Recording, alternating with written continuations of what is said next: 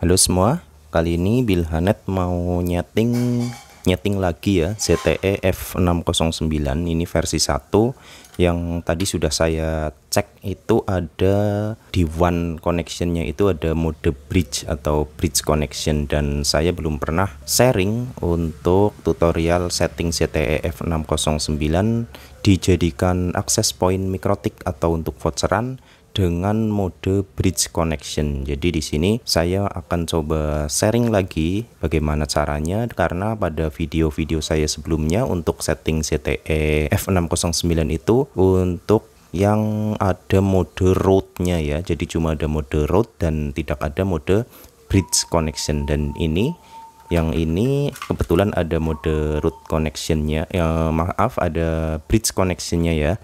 Untuk keperluan setting di port ini yang kuning ini masuk ke komputer ya untuk keperluan setting, dan nanti LAN yang tersisa ya, LAN 123 ini bisa dimasukkan ke jalur hotspot.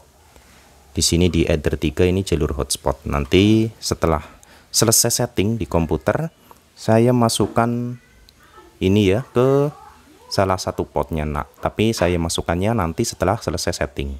Sekarang saya lanjutkan ke layar komputer.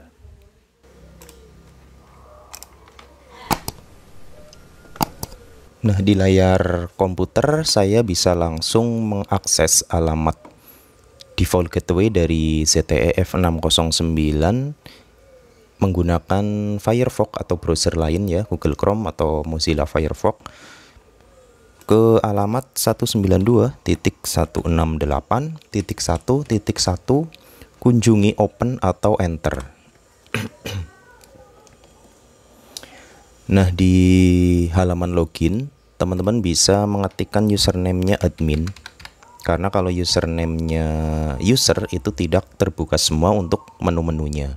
Jadi username-nya admin dan passwordnya ini sudah saya cek ya, adalah saya ketik di sini saja ya, adalah Telkom DSO 123 seperti ini, atau kombinasi username dan password lainnya teman-teman bisa cek di deskripsi video ya untuk mengetahui username dan password yang lain. Saya login. Nah, ini adalah halaman awal status ZTE F609. Di sini hardware versionnya adalah versi 5.2. Kemudian sampai di sini masuk langsung ke bagian network. Di one connection name ini create one connection, new connection name-nya bebas, yang penting tanpa spasi dan simbol-simbol aneh kayak gitu ya, cuma huruf dan angka. Misalnya saya kasih nama Bilhanet F609 misalnya ya.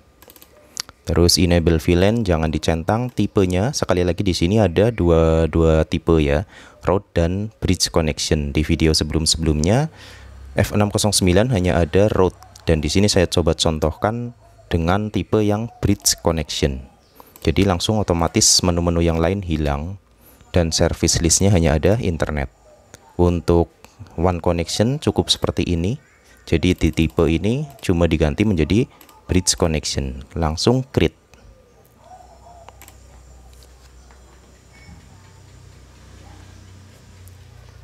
Ini sudah ya.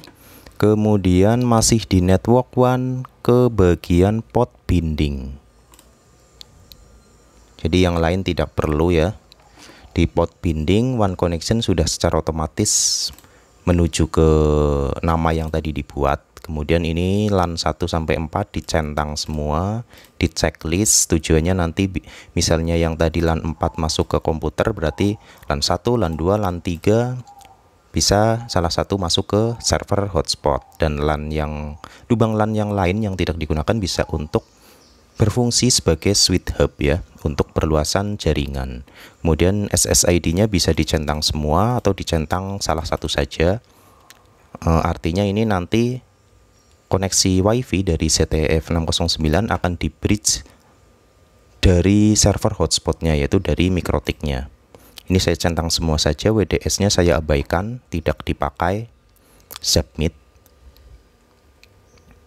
Sudah tersimpan. Nah, ini sudah tersimpan ya. Kemudian masuk ke WLAN. WLAN basicnya hidup ya, dihidupkan wifi-nya. Modenya pilih yang lengkap saja, mixed B, G, N ya, biar semua HP dari HP zaman dulu jadul sampai HP baru gampang terkoneksinya. Country-nya Indonesia saja, kemudian bandwidth-nya 20 saja biar tidak gampang interferensi, meminimalisir gangguan sinyal ya. Channelnya teman-teman bisa merubah, menentukan secara manual sesuai yang masih longgar atau masih sepi ya. Kalau teman-teman bingung pilih auto saja, nggak apa-apa. Di sini saya pilih channel 6 untuk akses point ini. Kemudian yang ini dibiarkan saja ya, tidak usah diganti-ganti. Terus di submit. Kemudian ke SSID settings. Di SSID settings ini ganti nama ya, SSID name-nya ini diganti. Misalnya menjadi bilhanet.com 3. Ini silakan teman-teman sesuaikan sendiri nama wifi-nya ya. Prioritinya 0, maksimum kliennya maksimal ya 32.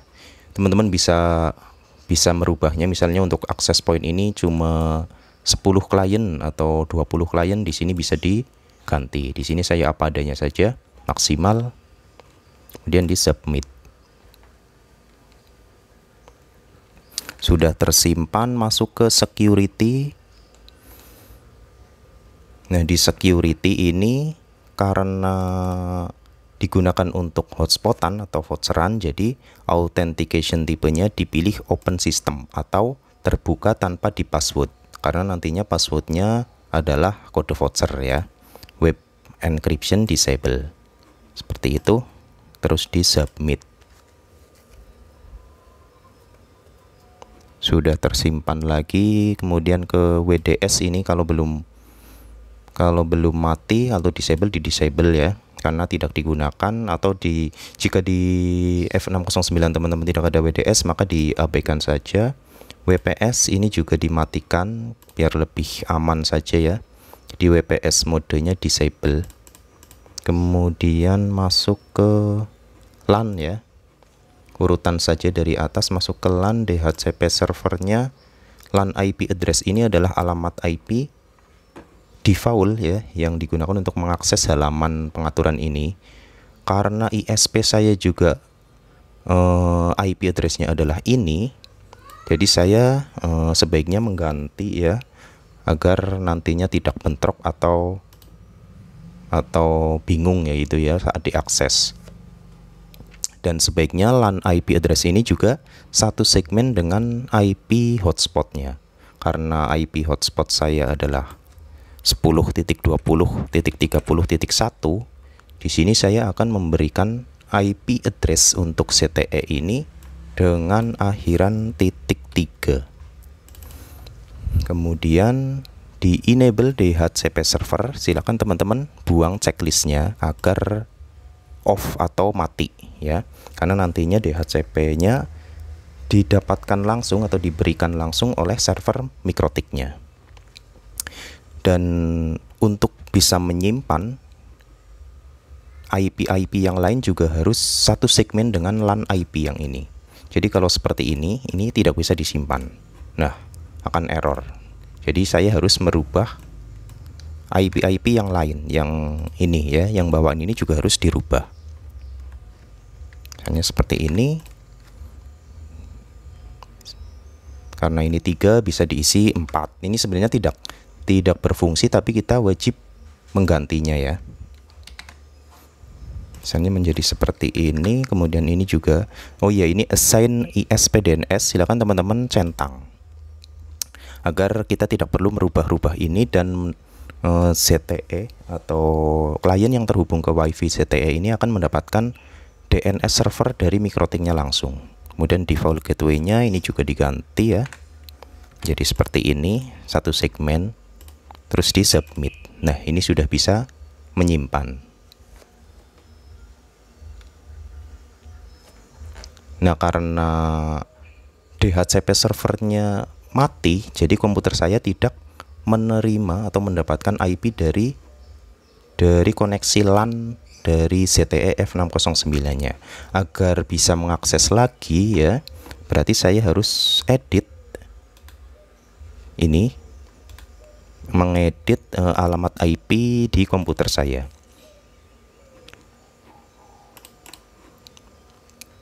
Di bagian change adapter setting ya, seperti ini.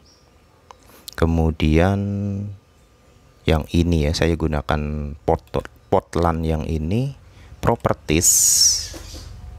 Terus di bagian internet protocol version 4, use the following IP address-nya ini saya ketikkan atau isikan manual menjadi 10.20.30 tadi titik 3 ya, berarti saya isi titik 10 saja. Subnet max-nya adalah 255.255.255.0. Default gateway-nya 0 kan, kosongi saja, terus di oke.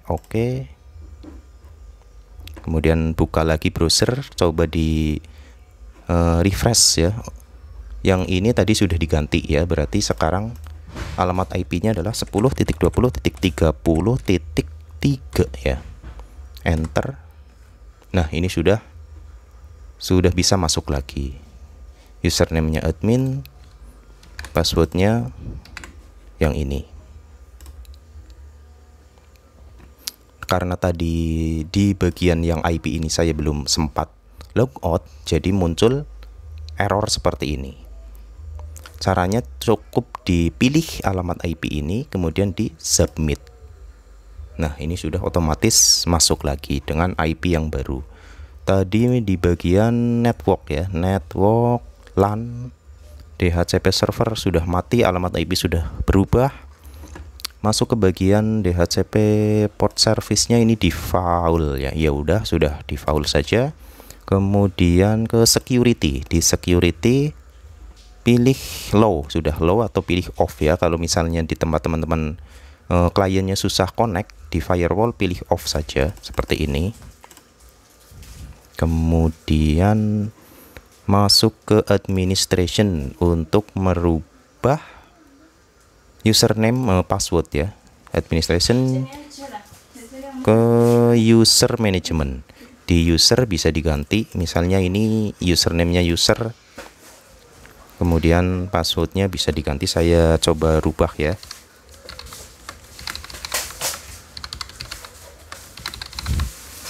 Submit. Sukses. Kemudian yang admin, yang tadi passwordnya ini ya, saya juga rubah. New username-nya saya isikan. Saya submit. Ini sudah sukses juga. Kemudian berarti ini sudah selesai ya untuk setting access point-nya. Jadi intinya untuk setting access point ini yang penting di enable DHCP server dimatikan. Kemudian saya coba hubungkan ya dari salah satu lubang LAN di ZTE ini. Nanti saya masukkan ke LAN 1 ya.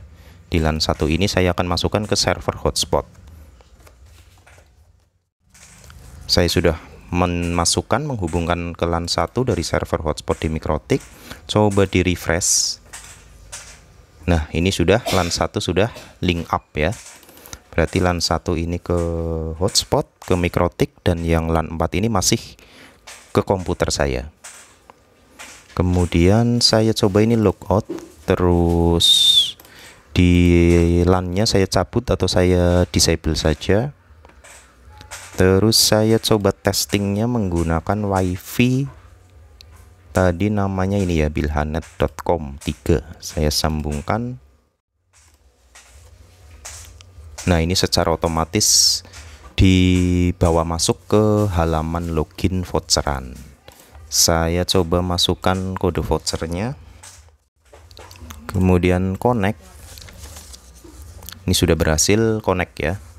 Sudah bisa mengakses internet juga. Coba speed test apakah terlimit sesuai limitnya.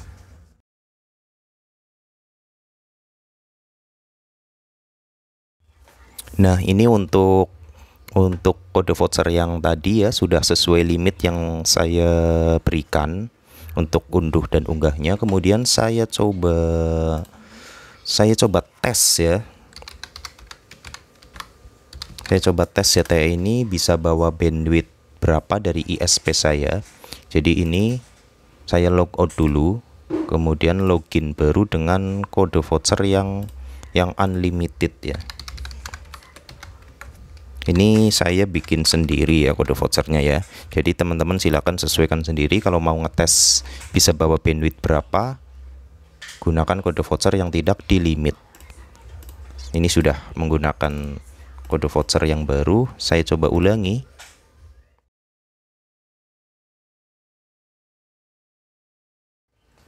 Nah, untuk tes yang tanpa saya batasi speednya, mendapatkan downloadnya ini seperti ini ya, teman-teman bisa melihatnya di layar.